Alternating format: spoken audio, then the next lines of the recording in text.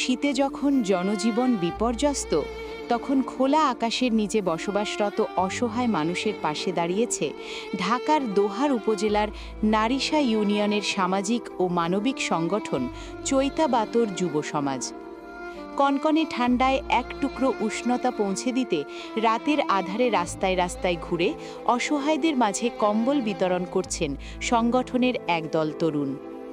হাড় কাঁপানো শীত উপেক্ষা করে তারা প্রতি রাতেই বেরিয়ে পড়ছেন দোহারের বিভিন্ন রাস্তা, ঘাট, বাজার ও দোকানের সামনে।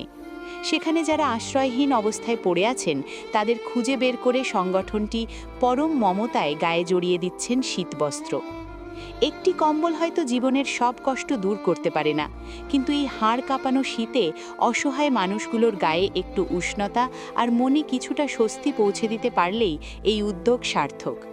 মানবতার আহ্বানে সাড়া দিয়ে মানুষের জন্য কিছু করতে পারাই তাদের মূল লক্ষ্য। চৈতাবাতর যুব সমাজের সদস্যরা বলেন, আমরা চাই সমাজের সর্বস্তরের মানুষের মানসিকতায় পরিবর্তন আসুক। অবহেলিত ও দুস্থ মানুষের দুঃসময়ে পাশে দাঁড়ানোর সংস্কৃতি গড়ে উঠুক। আমরা কেবল আমাদের দায়িত্ব পালন করছি এবং সব সময় এভাবেই মানুষের পাশে থাকতে চাই।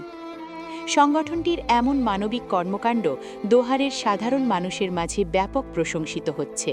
তারা মনে করেন তরুণ সমাজের এমন ইতিবাচক পদক্ষেপই পারে একটি সুন্দর ও মানবিক সমাজ গড়তে।